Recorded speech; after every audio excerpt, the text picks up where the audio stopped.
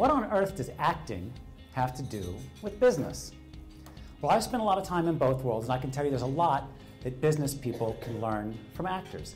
Important lessons like how to connect with our key audiences, our employees, and our customers, how to tell our story in the marketplace, and how to do it more creatively so you really stand out from the competition. I believe that every speech and presentation should be treated like a performance. And I think audiences these days are expecting a performance. We're all suffering from information overload. We don't need another data dump. So whenever I have clients, we're working on a presentation, they say, oh, I've got this great story. And I'll say, oh, good, where'd you find it? And they say, I found it online. And I say, well, let's think twice about that. Unless it's, page 107 of your Google search, I would avoid stories that you found online because people have heard them a million times. Tell your own stories. This is how we stand out. We are our stories are us. It's a competitive advantage that nobody else has.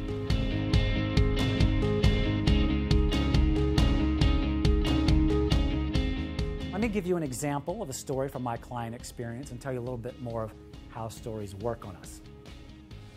I was working for a client here in Chicago. They make candy and gum, not candy and guns. Somebody asked me that once. That would be a truly diversified enterprise. Candy and gum. And they wanted to demonstrate their commitment to quality. So we went looking for stories. We got a video crew, and I was down the line talking to this woman named Estella. And her job was to inspect the gum before it went out the door. So I asked her, what do you do to ensure quality? And she walked me through her processes from the start of the line to the finish, and she demonstrated the X-ray machine, and she showed me this matrix of criteria that she judges the packages of gum on. And it was interesting, but it wasn't a story. And in fact, this is where a lot of companies, a lot of people would say, that's our story. Our employees care so much about quality. They're committed. They're down there on the line every day. They're inspecting your gum according to 32 proprietary criteria and using the latest state-of-the-art X-ray technology to ensure that the gum that you chew today is as fresh as the day it left our plant. But that's not a story. That's just a bunch of information. How I got the story, I just happened to ask her just to sort of see where it would go. I knew she had kids, and I said, boy, your kids must think you've got a really cool job. And she lit up. She said, are you kidding? I work at a candy factory. They love me. I come home and they're always digging through my pockets. And she showed me this code on the bottom of one of the packages of gum. And the code tells you exactly when and where the gum was made, right down to the individual shift and production line. And her kids can read the code. So when they go to the store, the kids run to the candy aisle, turn over the packages of gum, look for the right code, and when they find it, they say, this is Mommy's gum. My mommy made this gum. Yeah, oh. Right? I sometimes get chills, and I've told this story a lot. That's a great story.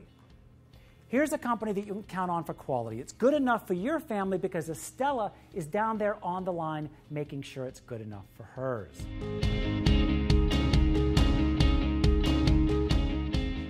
If you try to say everything, you end up communicating nothing. And this is one of the big mistakes people run into. They try to put everything into the presentation. And I always urge my clients to think of the presentation as just one part of an overall communications process. I always say facts are called cold and hard for a reason. They don't have the power to warm hearts, which is the key to changing minds. And this is the number one complaint I hear from executives when it comes to rehearsal times. That I don't want to over-rehearse. I'll sound canned. I won't be spontaneous.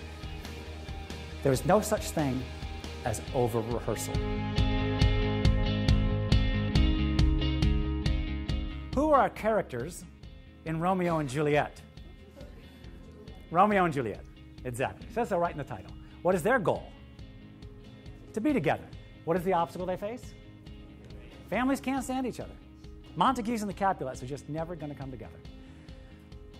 Now, this is something I've been thinking about recently. Do they resolve this challenge? Yeah, they end up together in death, if not the afterlife, depending on your belief system. So it's a very simple structure. You can use this to create your own stories.